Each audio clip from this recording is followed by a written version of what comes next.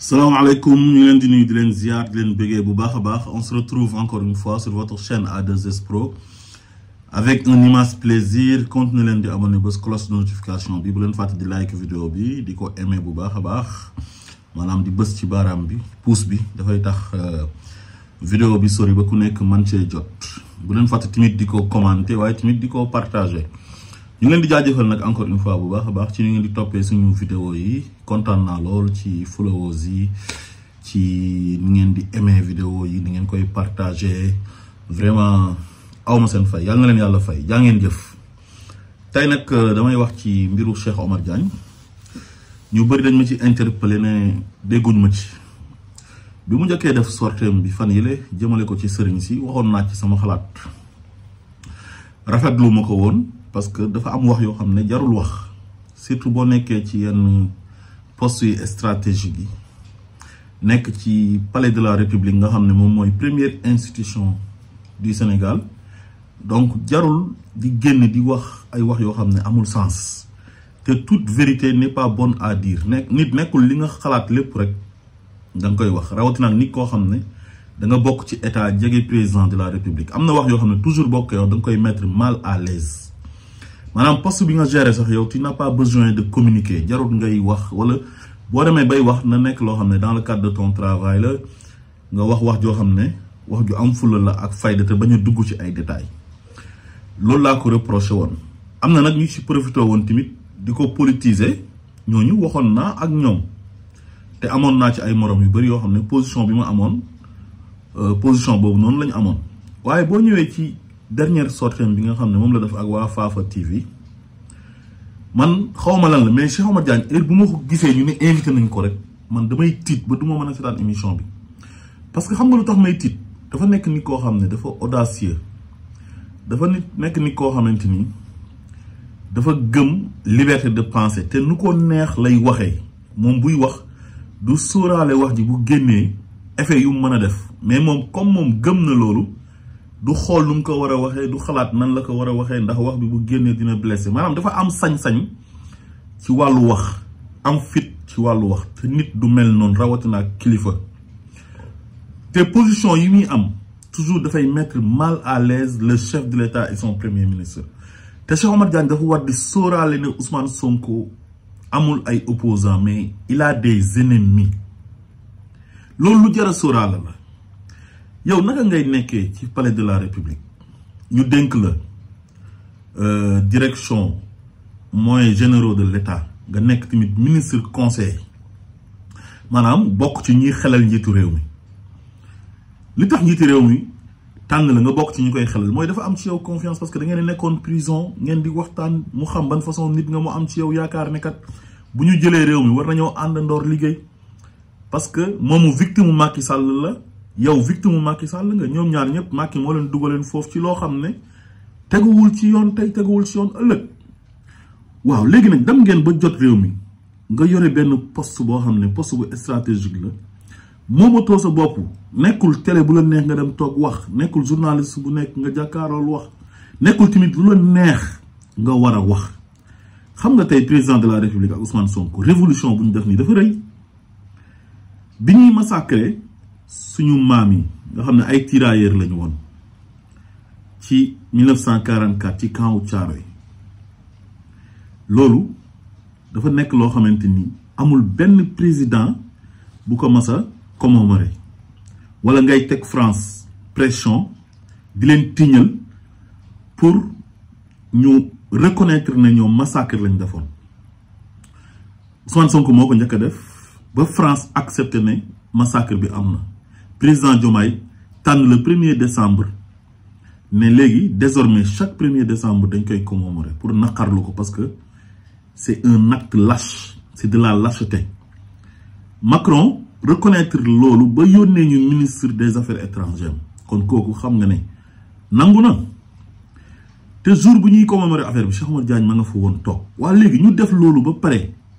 yow nga génn né les tirailleurs man gëwuma len béggewuma len c'est des traîtres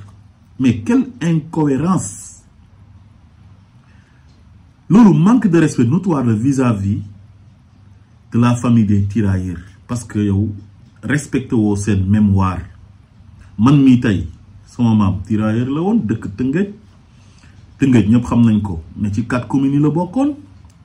Il a servi l'armée coloniale et puis yow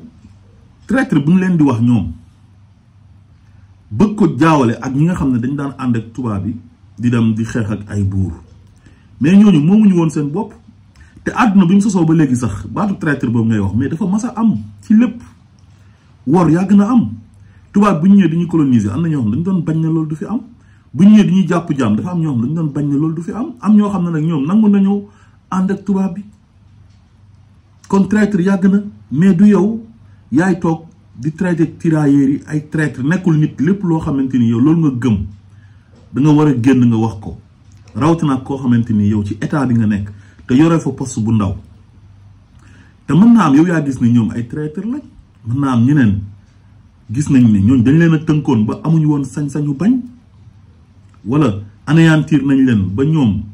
il faut que ñu ànd ak tubaab bi dem def loo xam ne sax bëgguñ ko loolu yàgg na am ci àdduna même ci diine l'islam bi tey Amar bi ñuy rey yaayam di Umayyatu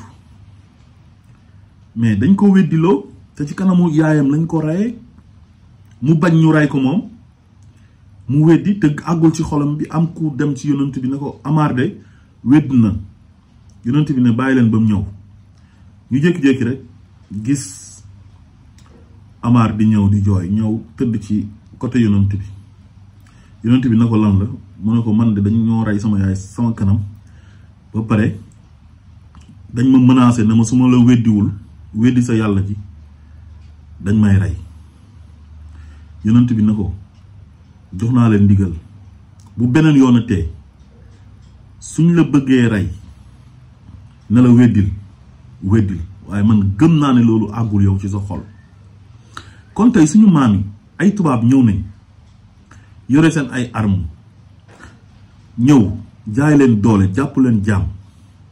ñu dem ba abolir esclavage 1848 ñu jël affaire bi def ko colonisation ñu nekk ci colonisation war a am armée léegi Sénégal faisait partie de la France Allemagne les nazis songu France waaye léegi ki nga xam ne moom ci colonie française la nekk bokk ci état français nekk fa militaire est-ce que bu waree dem guerre ji pour représenter son drapeau le drapeau de son pays est-ce que dafay bañ su boobaa dafay déserter te su boobaa mën naa gën a métti ci moom nekk nañ ci colonisation gënaluñu mais malgré tout ça il faut que ñu dem xeexi pour défendre France ñun am nañ ay nit ñu ñuul ñoo xamante ni ay député français lañu woon Léopold Sédar Senghor Ngalandou Diouf ak Blaise Diagne mooy premier député noir français mais est-ce que kon ñooñu ay traître lañu woon mais contexte bi moo ko laajoon parce que nit bu ñu la nootee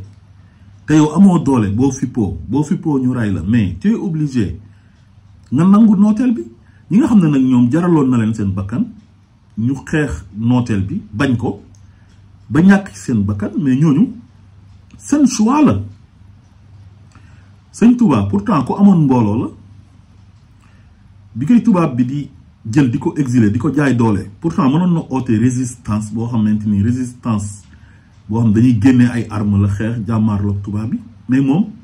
dafa préféré wékk lépp ci yàlla daf résistance boo xam ne dafay pacifique te pourtant boobu am na ay yeneen moromam yoo xam ne ñoom dañoo choisir xeex ak tubaab bi ba ñàkk seen bakkan àdduna moo ma sa demee noonu les goûts et les couleurs ne se discutent pas waaye Cheikh Omar Diagne daal lu ñu lay wax ak di la ko ñaan mooy nga bàyyi wax ji parce que amul sens Cheikh Omar Diagne amul sens même boo demee ba war a wax na nekk wax boo xamante ni day jëmale réew mi kanam wax ci projet bu rëy bii nga xam ne moom le président Diomaye Faye sumb ànd ak son premier ministre Ousmane Sonko diggoon ko Sénégalais yi ba Sénégalais yi am ci ñoom confiance moo gën à chaque fois bu ñu tabaxee nga ñëw toj ko di leen désavouer loolu baaxul amul benn njëriñ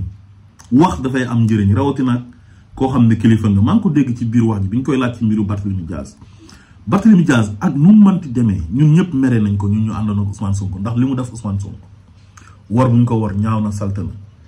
mais man tey su ma taxawoon wax Laye Sangaré tey xëy na mën na bañ a garaaw ci ñi nga xam ne ñoom ñoo may seetaan wala xale yi Pastef yi nekk ci réseaux sociaux yi ak sympathisant Ousmane Sonko yi naan Laye Sangara loolu mën nañ ko bañ a garaawal mais yow ak statut bi nga am ndomba tànk bi nga am ci réew mi kilifa nga ci réew mi nekkoo n'importe qui ci réew mi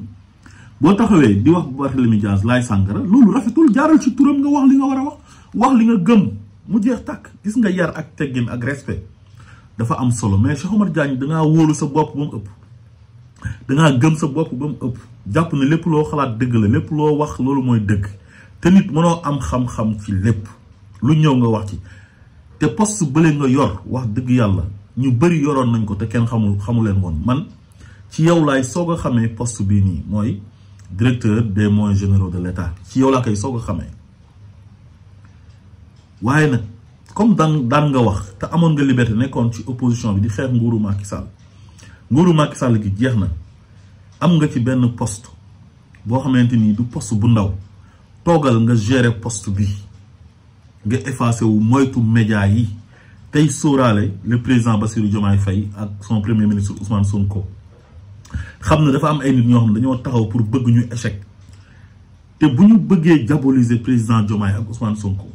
ci yow la ñuy jaar à travers tes sorties médiatiques yoo xam ne ça ne sert à rien amul benn sens wax da ngay wax joo xam ne wax ju am fulla la wax ju am fayda la posture bi nga nekkoon bi nag Macky Sall nekkee président nekkatoo ci posture boobu président Diomaye Faye léegi président de la République la lam mënoon bu njëkk ba bi mu nekkee dans l'opposition mënatu ko Ousmane Sonko pareil ak ay ministres yi ngay gis ñu bëri ñoom Birame Souleye Diop est-ce que yéen a ngi leen di gisati ci médias yi partout ñuy wax bu ñu waree wax rek dañuy wax ci li nga xam ne moom lañ leen dénk ci lii sénégalais yi di xaar ci ñoom pour réew mi avancer mais pas di génn yoo xamante ni amul benn sens di manquer de respect suñu ay maam tirailleurs nga xam ne dañ leen a def jëf ju ñaaw massacre leen te dañ doon laaj seen xaalis nga taxaw ne gëwma leen ay traître lañ pour lan loolu dafa ñaaw te fu mu nekk nii président bu la jëlee ci sa poste bi man loolu laa bëgg man su ma sañoon nga génn nga jógee foofu parce que da nga leen di mettre mal à l'aise da nga leen di jaxase ak sénégalais yi waaye su la fa jëlee di nga gis ñu génn ne waaw attaqué woon na fi sëriñ si Diomaye bàyyi ko fa léegi attaqué na tirailleurs yi dàq nañ ko wax dëgg yàlla da nga war a changer comportement Cheikh Oumar Diagne dañ la koy ñaan nga mettre à l'aise le président de la République et son premier ministre Ousmane Sonko te nga wàññi wax ji te liggéey wax ju bëri ji amul njëriñ ñi war a wax ci yenn yi muy suñ classe gii ñun dinañ ko def te nit ñi ñun ñuy topp di ñu bàyyi xel waaye yéen ñi nga xam ne yéenay doxal am na détails yoo xam ne warul leen cee dugg am na yoo xam ne ñun ngeen koy bàyyeel ñun ñi nga xam dañuy génn di diaboliser président Diomaye ak Ousmane Sonko di dal ci seen kaw di leen yàqal di saboter bàyyee leen ñu ak ñoom mais li ngay def nii boo continuer di ko def dafa mel ni ci sabotage nga nekk te yow waroo saboter Cheikh Oumar Diagne sa classe gi nag dafa mel ni dañoo nekk nit ñoo xam ne ñoom normal luñ daal mënuñoo nekk ci lu stable à chaque fois il faut ñuy def loo xam ne toujours